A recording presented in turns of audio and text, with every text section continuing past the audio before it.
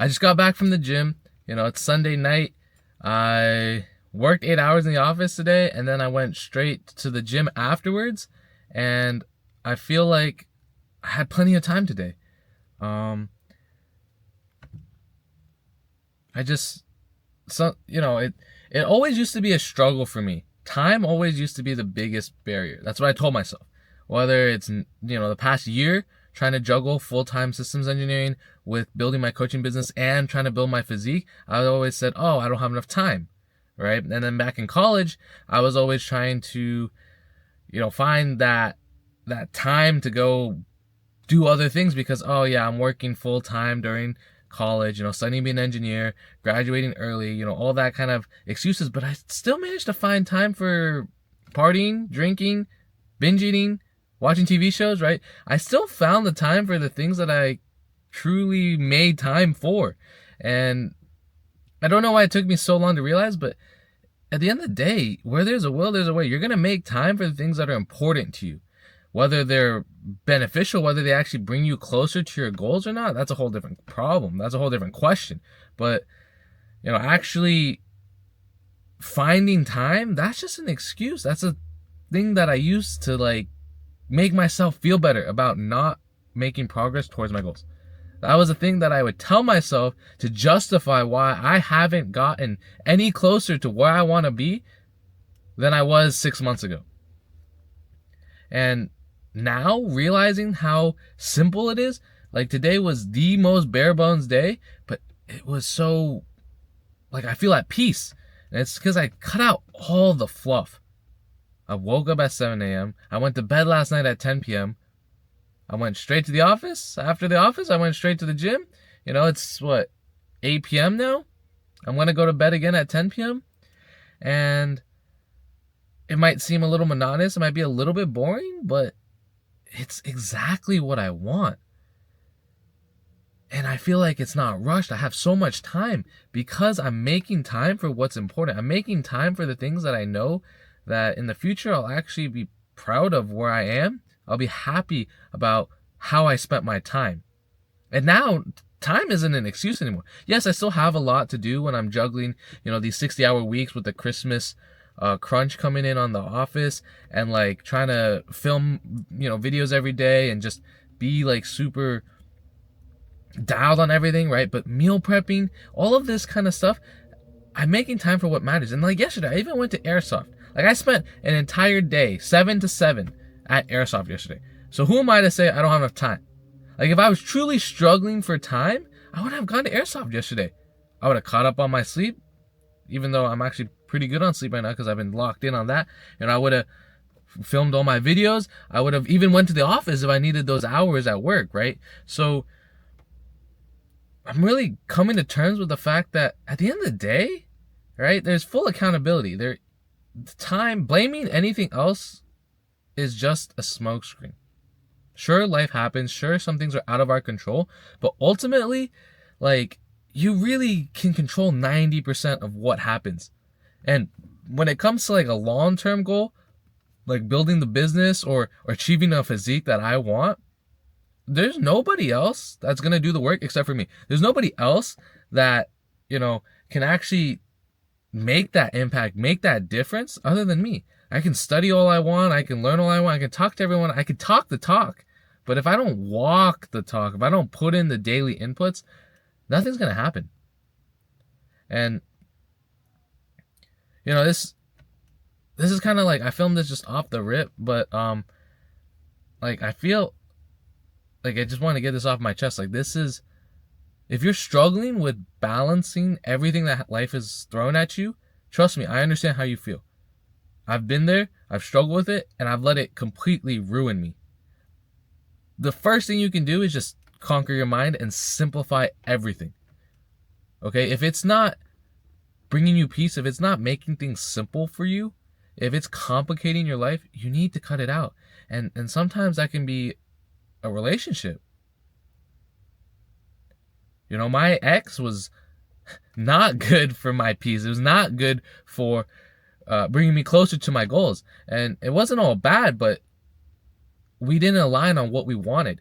And because of that, there's all these constant outside influences, and every time we'd fight because the things that she wanted to do, I was always frustrated. I was always, upset that I wasted my time, right, doing those things rather than bringing myself true fulfillment, feeling like I did something for myself. And so, I'm not saying if you are in a relationship, you need to break up with them or anything, but what you do need to do is you need to prioritize. You need to take a full, like, third person view, like really evaluate everything that's going on in your life, and in a way put them in 3 categories, right? One category is, yes, this is useful. This is bringing me one step closer to my goal. Doing this every single day, every single week is beneficial. This is what I want. There's a category that it's kind of like, it doesn't really do much, right? It's like things you have to do, right? You gotta get gas, you gotta buy groceries, you gotta, clean the house, right? These are not good, they're not bad, they're just kind of there, right? They're daily chores almost, right? You have to do them, but nothing you can do about it. And then there's that third category of BS. Okay? It's BS. I don't care how much you enjoy it or you think you enjoy it, it's BS. Okay? If it doesn't bring you closer to your goals, it's BS. And this is very broad. It's very different for everybody. Okay? But for myself, for example, okay, going out, BS. It doesn't, right? Drinking at the bar, BS. Talking to girls and constantly meeting new people, BS. None of it helps bring me closer to my goals. And even some of my hobbies that I truly enjoy, doing them too much. If I go to airsoft Saturday and Sunday every single week, that's BS. Okay, you're doing it too much. If I'm always on my bike for 3 hours a day, that's BS. I still love riding, but you have to have a certain kind of boundary if you're trying to take things to the next level. And I mean, if you don't want to take things, there's nothing wrong with enjoying yourself, right? There's that big thing that goes, oh, you're only young once, enjoy your life. And it's true. But I don't want to have regrets. Speaking for myself, I don't want to look back after enjoying all of my 20s and I'm in my mid-30s, I'm in my 40s, 50s, whatever, and going, what if I had done this? What if I had pursued this passion? What if I had held myself to a higher standard? What if? And that's one of the biggest things my dad has instilled in me, despite our rocky relationship over the past 5 years. One of the biggest things is he always told me, never have regrets. Never have regrets, because that is the one thing on your deathbed that you are going to remember, right? It sucks to hear it, but it's true. No matter what, when it all said and done, okay, you're going to remember the great things. You're going to remember your family. You're going to remember, defining moments in your life. But what's really going to weigh on you is your regrets. And this has been proven time and time again when people, are at the end. It's always, that is the strongest thing they feel is, I wish I had done something. I wish I didn't do something. Okay? It's always a regret. And I don't know about you, but I don't want to have regrets.